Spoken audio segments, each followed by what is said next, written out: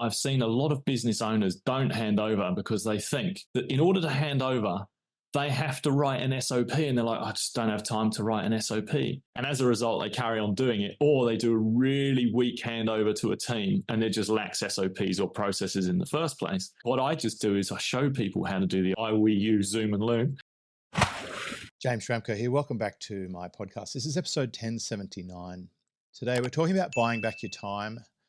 It's an interesting concept, one that I'm really happy to discuss, and certainly was a pathway to my own online venture. I've brought along Lloyd Thompson because he helps people do that. He helps founders, visionaries do that through his fractional operations service, VirtualDOO, DOO.com.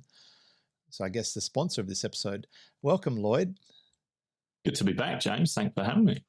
So buying back your time, interesting concept. It's something that we have to understand if we want to move past being a solo operator. And we do hear this term solopreneur. I've seen a few Twitter bros talking about one-man businesses with big revenues.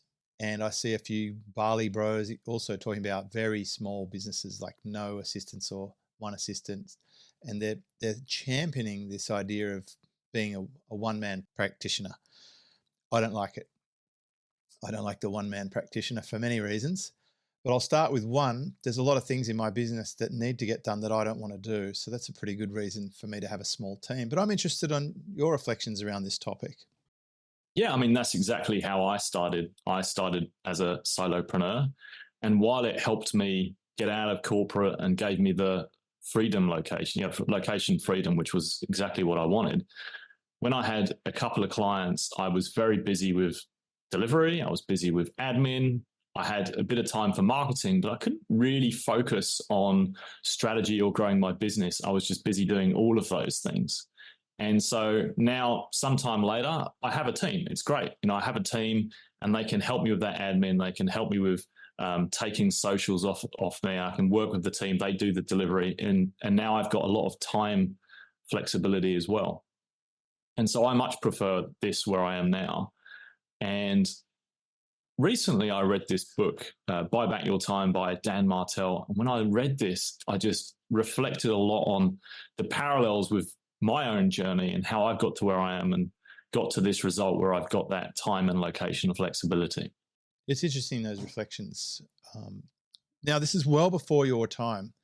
Rich Schefren published a manifesto quite some time ago. I'm going to guess it maybe 2007 or 8, something like that.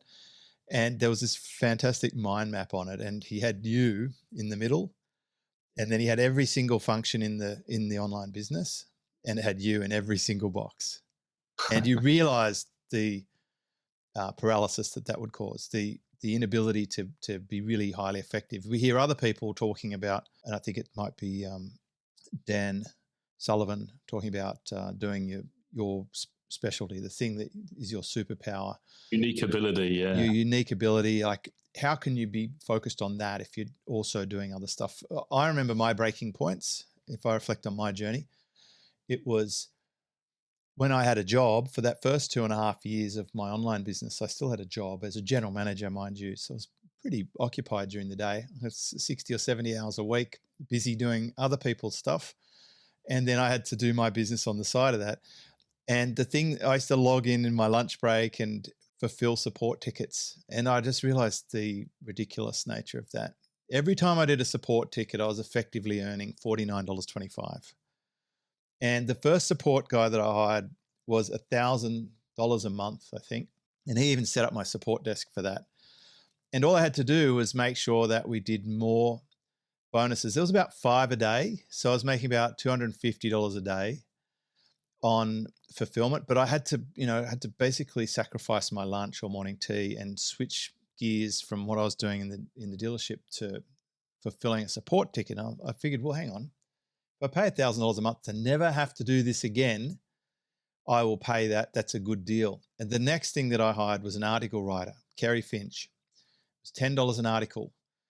And all I had to do was make sure that those articles brought me in more sales than it cost me. So I could basically, I got my commission doubled to $98.50. And all I had to do was make sure that I made one sale for every 10 articles to break even on that deal. And the Dan Martell thing, that's interesting to me because I got to connect with him at Ryan Levesque's mastermind in Texas. He and I were the two guest speakers to his high ticket mastermind, which I helped him set up. And the presentation that I did at that event was on the 4 mistakes leaders make and how to fix them. And in that presentation, I introduced the concept of buying time. And I'm going to read you something. I'll read you this little excerpt. This is the other mindset you need to let go of is the idea of selling time. When you hire someone, you shift your mindset to one of buying time. Happily, plenty of people are willing to sell us their time as a job. That's from Work Less, Make More, my book from 2016. And in that book are some very similar concepts, identifying what it is that you're actually doing and ordering them and deciding which things you should never do that don't need to be done at all anyway. Combine that with the 64-4 principle. Of the things that have to be done that are left, identifying what things you shouldn't do or don't want to do, and then buying time, finding someone else to do that. And I actually took it one step further. I don't think this is necessarily covered in Dan's version. It's that people like you and I can buy time and repackage that as services. And I want to just stress that because I was right there at the beginning of your business from day one, like zero. It was basically founded in the surf, your business, and crystallized into an ongoing relationship over several years now. And the first stage of that business is to just understand the business model, to break it into the components. There's basically you, the foundation, the founder. There's your business model that you're going to run. And then there's your offer, and then is your fulfillment. They're kind of the phases. And over time, we were able to strengthen your business by bringing in team. And there's lots of ways it can go when you bring in team members. It's not for everybody. And obviously, you've got a very strong skill set of leadership. And I'd say my core reflection, because you asked me my thoughts on this, I think you're going to be successful at this to the extent that you're able to be a leader. I think that's actually a prime skill that is missing for a lot of people that causes them to be stuck in a small situation. So you become a strong leader, then you're going to find buying time easier. But I'm interested in your perspective on this. Yeah, I mean, that's my, I would say, unique ability. That's where I'm very comfortable leading team. And so when you were talking about how you've grown your team and looked at some of the tasks where you can buy their time, that's pretty much where I started too, with your support and guidance. And I've got a really simple practice. You call it the task audit. For me, it's just I open a Google sheet and I leave it open for a month. I periodically just revisit and just keep adding things to this. And it's become something I now advise to my clients, because if I give them something too complicated as a busy business owner when we're just getting started, they're not going to do it. So it's simple. Just open this sheet and just keep adding your daily, weekly, monthly to you're working. Oh, there's another one. And so I do this myself. And that's how I've just gone through the list and gone, could I buy someone else's time for cheaper than I'm earning here and optimize how much, optimize my time. So I'm focusing on my unique ability and earning more. And really, if you look at, a really crude calculation that I like is if you were to say whatever you've paid yourself for a year. So just the math simply, if I said, I paid myself $100,000 a year, and then I divide that by 2,000 to get a crude hourly rate, that's $50 an hour. It's pretty low, but I'm just keeping the math simple here. If you were to say a quarter of that is a reasonable case to buy someone's time, so $12.50 an hour, could you buy someone's time? Then that makes it an absolute no-brainer if you can hire, as you said, $1,000 a month for someone in a lower cost location. Then you can hand off a whole load of your admin. And in my case, that's bookkeeping, invoice payable, receivable, socials, creative. And even now, while I'm looking at moving my house, I've got someone working for me who's going to go and look at all of the places I can move to and fit all of the criteria and tick, tick, tick. It's an enormous amount of time back that I've got by doing that. And it's allowed me to focus on, the highest value things for my team, for my clients. That's an interesting one, that little, the crossover between personal and business. That's probably one of the things that came through with my discussion with Dan, was he's taken it to levels I don't want to go to for the home, like a chief of staff for the home, having food organized so that when you arrive at a place, it's all set up and ready. For me, that's just removing some of the friction that is actually living. I don't mind preparing meals. I also don't mind getting takeaway, right? I think there's a balance. Well, like most people know how to order takeaway. Almost everyone on the planet, even the lowest income, blue collar, working class person will still do a KFC run, right?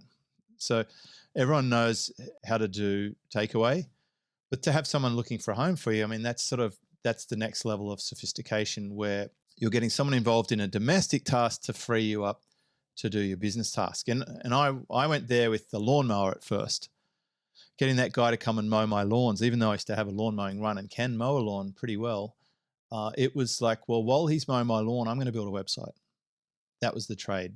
So I'm always comparing, do I want to do this thing or not? There's just some things I don't get any satisfaction or joy from: checking the pool chemicals, mowing the lawn. Sometimes I wash the car, but it's pretty rare. I do get a lot of satisfaction in meal preparation and doing some of the living things. But I think the big point here is look beyond just the work and just the home. Like, put everything that you do in your life into that list, and then decide where you want to cut your path. Yeah, and I think a lot of these visionaries, they're very, I'm going to say, they want to spin 100 plates, and because they're trying to spin all these plates, they end up not cooking any of them. And so even when you've gone through that task list and you've managed to offload a lot of things, you've got to really focus on, like, what am I really going to work on? Like, what moves the needle the most? And for myself, and what I recommend to others, there's a simple practice, and I don't even have to think about it now, but I use a concept that's nicely illustrated by the Eisenhower matrix. And this is just a grid of 4 things of important and not important, and urgent and not urgent. And you could probably interchange important for what moves the needle the most. And so if you say Impact. It's important, impact, I think that's a much better way of putting it. And if you think, well, it's high impact and it's urgent, you should probably, and it's your abilities, something you need to do it right now. It's probably one of those big rocks, big frogs, whatever they're called, eat that frog, do that right now. And straight is that straight out of work, let's make more. Yeah.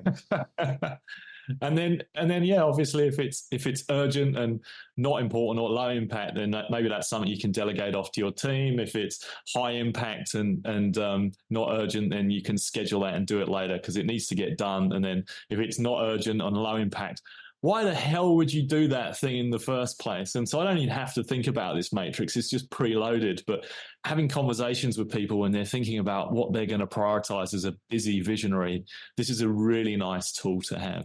It's something I do regularly when I'm helping someone in a mentoring situation, coaching scenario. I will ask them to list what they're working on, and then I'll ask them to order them.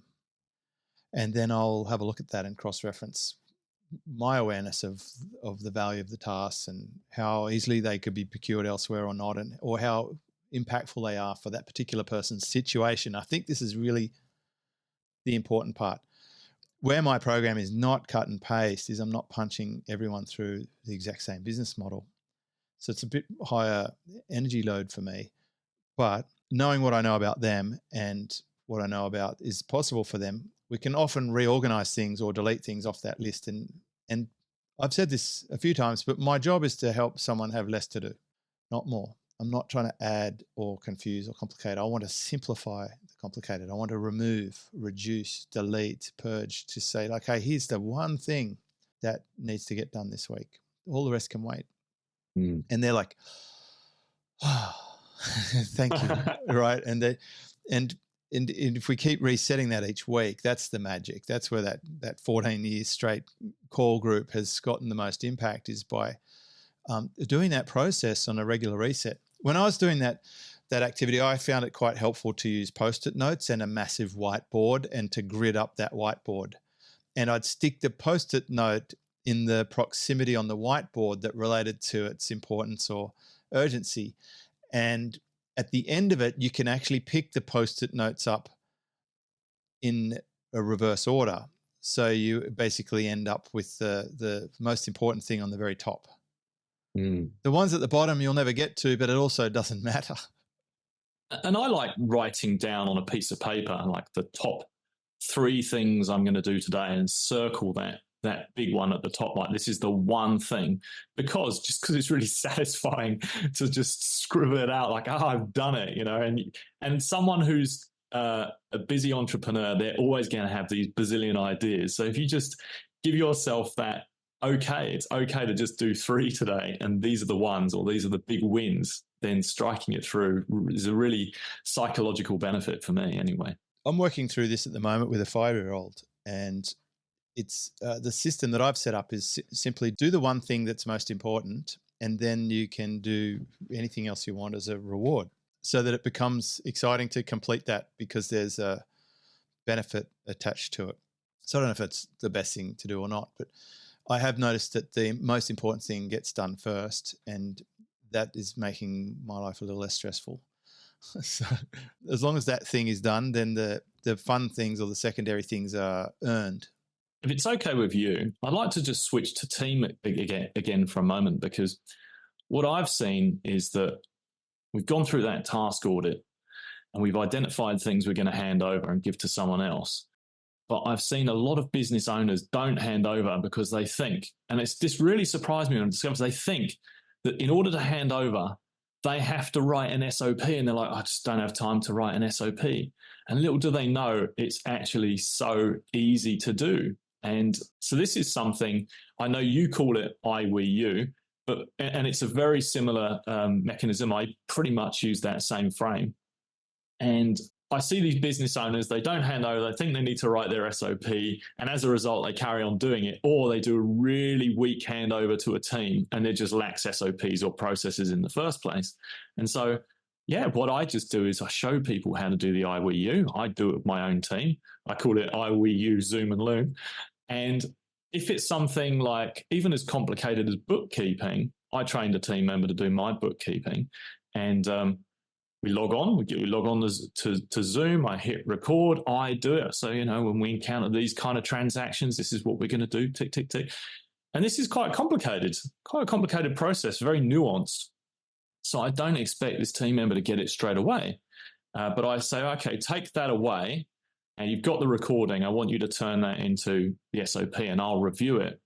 And then next time this reconciling or bookkeeping process comes up when we're handing over, it's a we do it, and he is the person that's driving. That's the difference, and we record it.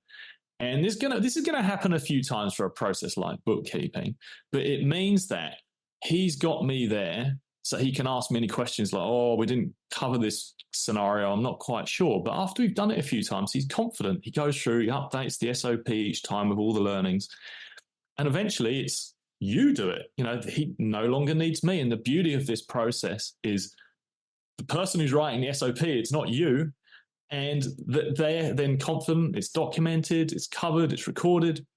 You never need to own that process again.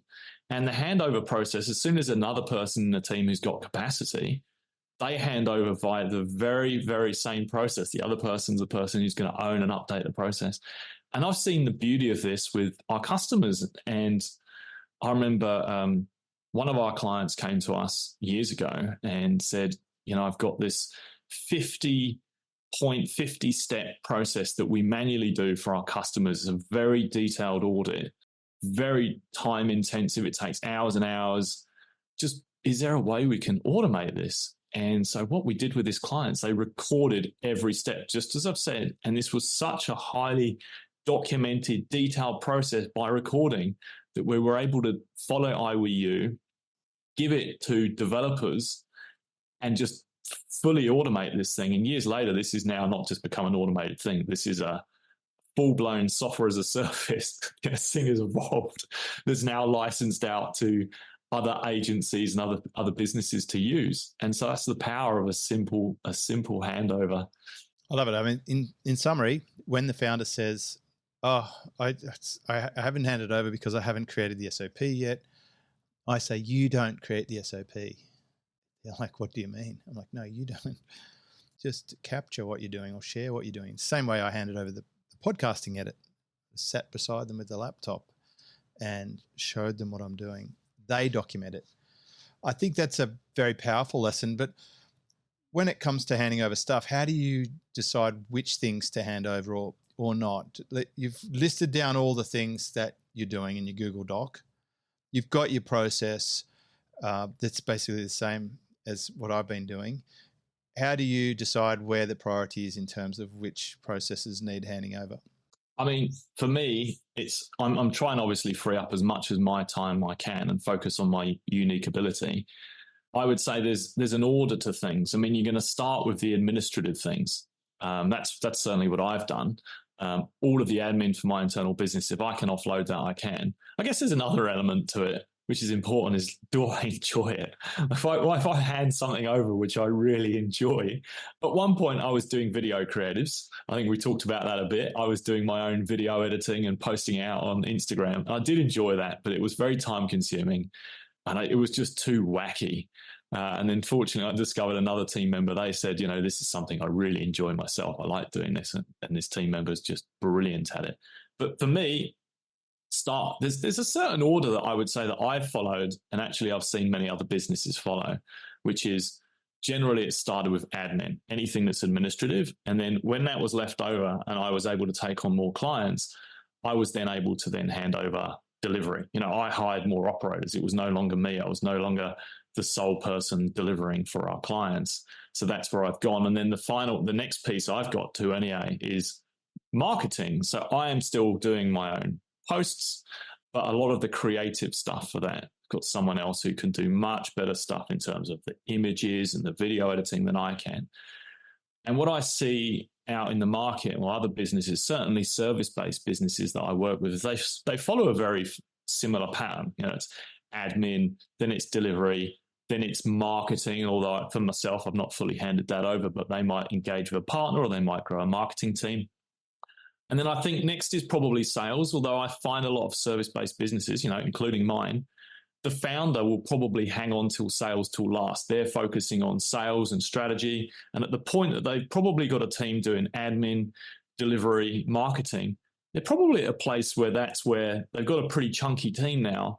And that's where they're going to need an operator, like a service that we offer, so that they can focus on the strategy and the sales. What have you seen? Well, sales is a very critical role. There's something to be said for replacing the sales by having better pre-marketing and the middle of funnel marketing processes, especially email, and then that actual conversion piece where people can self-serve. It's like when you go and start running Facebook ads or Google ads, you can head onto the platform and start just, activate it yourself. If you can get it to be ATM simple, that's where I've seen efficiency. Certainly how my business operates, I hardly ever have to do a sales call. It'd be super rare. I don't have setters. I don't have closers. I don't have any commission-only salespeople. I've got no agents following up my email list trying to make commission-only sales. I don't have any affiliates. What I do is publish content. I let people know that I have a mentoring service or private for more or partnership for more if they're interested and if they qualify.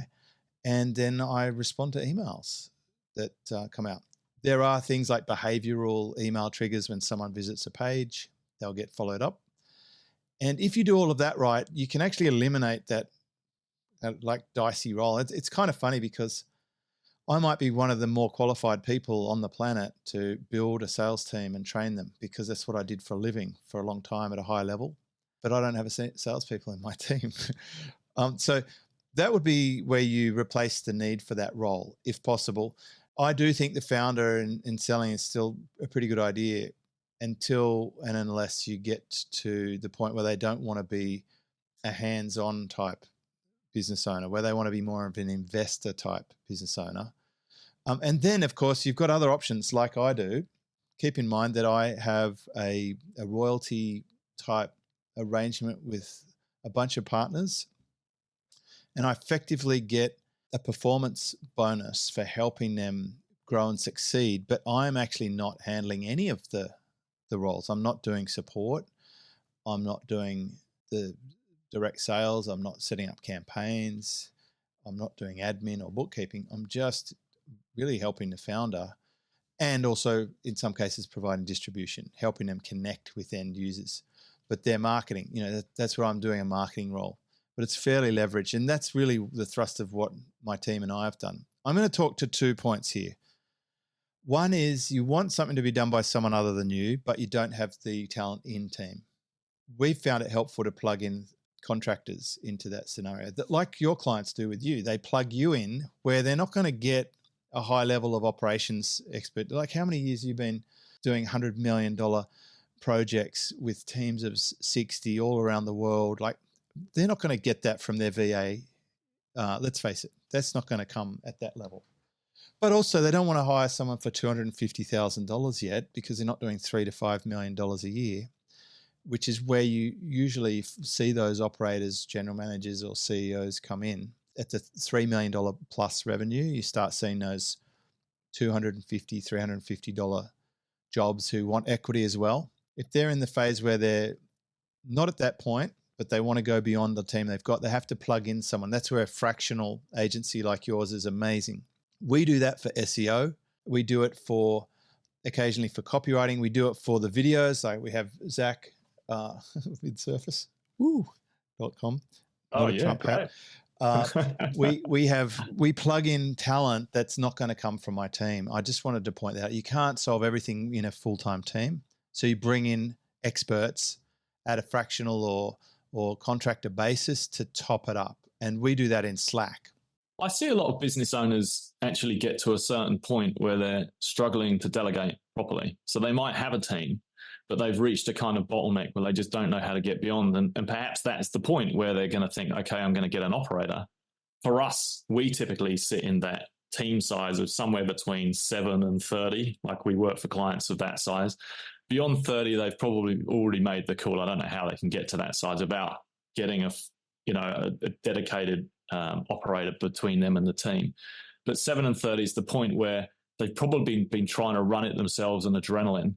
And what I've seen is the founder is someone who's just delegating task. And I'd say that's the problem that I've seen a lot. It's like a machine gun.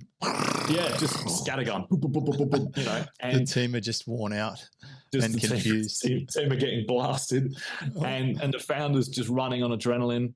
And I think there's a problem there because there's a way that they're doing this wrong. It's the way it's going out and the way it's coming back in. So one of the problems is how they're giving out the work. They're giving it out as a task. And the problem is what they get back is people responding to tasks and asking for decisions, when what they should be saying is, we should be giving you an outcome and you own that outcome. And if they don't do that, then they become this massive, everything rolls up to that one person to make the decisions for the team. And then you're training the team to expect that behavior. Like, let's go back to the boss for all the decisions. And so the other approach is give them the outcome. And so, for example, in my business, I might say, if it was a task, I might say, hey, let's do more carousels on LinkedIn. And so then I'm going to invite a whole load of conversations on how we're doing this. But actually, I could say instead, if it was more like an outcome, is, well, actually, I think we need to grow more audience, more engagement, more impressions on LinkedIn. Like, what kind of media is more appropriate? Help me with that. I've got the content. How are we going to get this done? And then that person can then work on, let's measure the engagement and the impressions and so forth and the followers, and say, well, is it carousels? Is it reels? What's appropriate? And they can then own that outcome. But this is hard. Like, it requires the founder to think, how do I put this as an outcome and then have something to measure it? And it's when they've been working and they almost have this reflex to just, here's a task, it's very hard for them to switch. And then, so that's kind of one face of it, replacing it with outcomes. And then there's like what comes back, which is you gave something out and the team have been so used to getting you to make decisions for them. So you've got to resist giving them the answer. And that's hard to do as well. And so, it's that coaching framework where someone comes to you and they want a decision and you've got to just resist giving them the answer.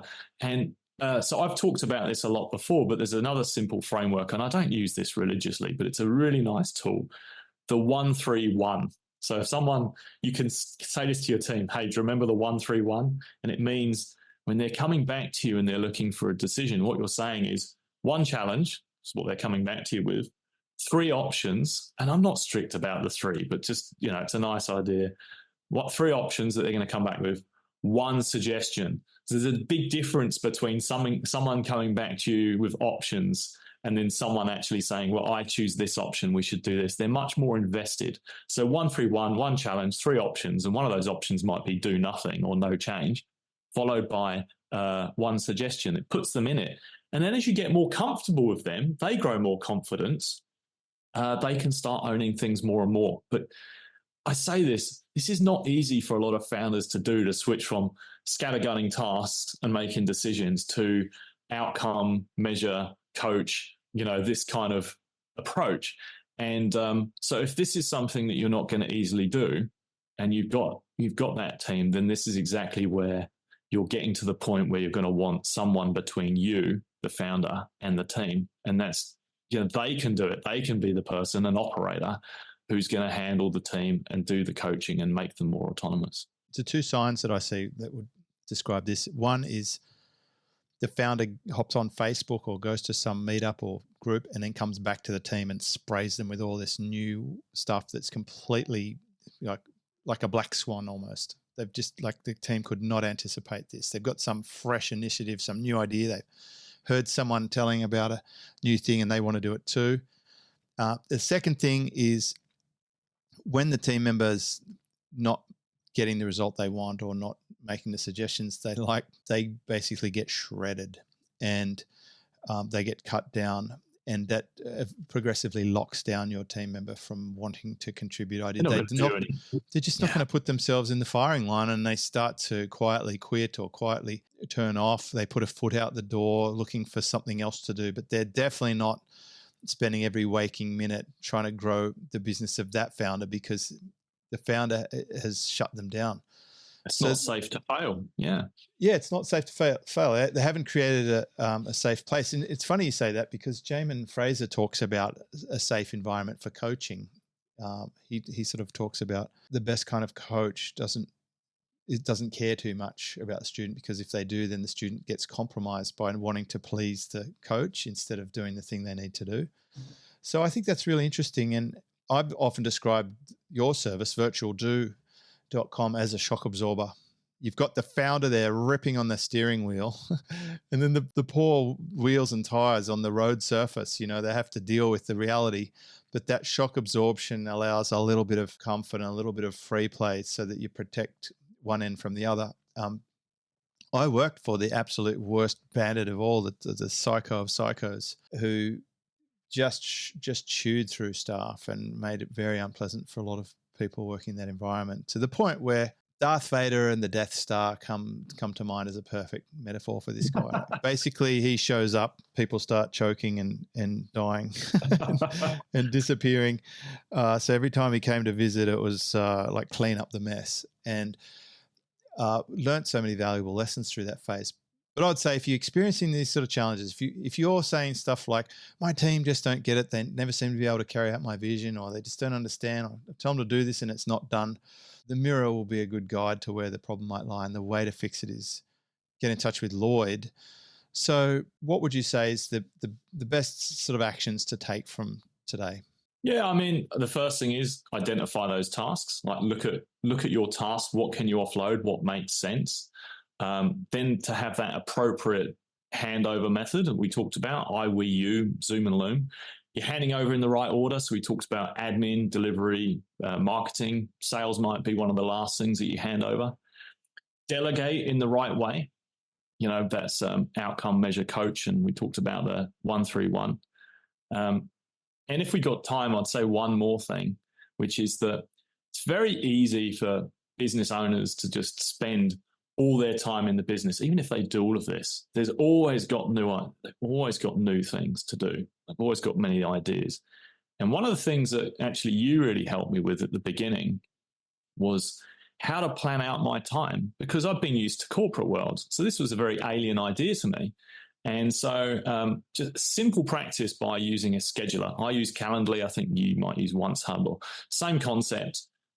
And I just publish my availability in the tool, 7:30 in the morning until midday. It's going to allow me to be online with the US and so forth. Midday till say 4 o'clock. That allows me to surf, eat lunch, take the dog for a walk, read a book. Living the dream, Lloyd. You're living the dream. He does. And then I open up my calendar again in the evening. So that allows me flexibility. Oh, by the way, I'll block off Friday afternoons coming soon. But that not only allows me flexibility in how I work, but that also saves me some really annoying back and forth conversations with people in different time zones, rather than me saying, oh, I'm in Sydney, you're in mountain time. God, the back and forth of trying to arrange a call outside a scheduler is painful. It's just, hey, do you have a scheduler? Otherwise, here's mine. Just see if there's a time that works for you there. Bang, done. It's so easy. So that's one thing. And then on a related topic, I saw the TED speaker publish a great thing the other day. Vin Yang, love his work, love his videos. He was talking about big rocks versus small rocks. He was saying, it's a scary thought how many times you might see your parents, left in this time. And so you've got to plan that time. And so he talks about, he had this jar, and he said, if you put the small rocks in first, and those are going to be the things that come up in your business that you're dealing with day to day and things, and then you try and put the big rocks in second, you don't have enough space to fit all the big rocks in. But if you put the big rocks in first, so these are going to be the big things in your life, like planning your holidays, seeing your folks, and all of those things that really matter in life. But they might also be big events in business as well. Putting those big rocks in first for the year, then by using that planning, like I've just talked about with the scheduler, all of those small rocks fit in all in between. So that's a really good way to plan your time. So that's where I really wanted to just add that piece in there. And done well, then you should be able to have that time to focus on your passions, your relationship strategy, and all of those things. And that's certainly where I've ended up. I've ended up in that place now where I'm in the sweet spot. I really enjoy coaching. I love working with my team and trying to see other things of ways we can add value for the client and back and forth of ideas. And then for me to be able to have time to work on my business. And for different people, it's different things. I work with an e-commerce company where we got them out of the operations, and I was so pleased that we managed to get him out of the day-to-day. But he then filled that time with something else, video production. But it just turned out for him, that's what gives him energy. He doesn't mind working the long day. So I think really planning that time allows you to work on, if you've done things right, allows you to be working on your important things. And that's my hope for everyone that I work with. Well said. And Vin, that's the speaking guy, right? Yeah, Vin Yang, yeah. What a marketing lesson that is, because it fascinates me that someone could have a TED talk using that example that has been around for like literally decades. Like I've heard this for, 30 years now. There's YouTube videos of it, that you could take something so old and so well known and have a TED talk using that. Oh, he just popped it in one of his reels. Sorry. I know, but it's still fascinating that you can recycle such an ages old, worn out idea that is still a timeless classic and put it into current, but that he's getting credited for it today is the thing that fascinates me the most. So well done, Vin. But that's a marketing lesson. It's something I've actually been slow to learn, that people don't get sick of hearing the same thing over and over again. And we should hang on to the classics and recycle them. And I actually just posted a reel that I'd posted a while ago, the exact same reel, because it's silly to assume that everyone's heard it. So thank you for covering all the classics, the Eisenhower matrix, the task audit, the I, we, you. they still work. That's why we're still talking about them. Lloyd, thank you so much. It's always good to hear from you. I'm going to ask you to come to another episode, and I wanted to talk about where are roles being replaced with technology. This is a very big topic. Are people just not rehiring and replacing with machines? Let's cover that in a future episode. I want to see what the market is doing from your perspective in the future. This is episode 1079. Been chatting with Lloyd Thompson from VirtualDOO, DOO.com. Thank you, mate. Good to catch up. Thanks very much for having me. This is James Schramko.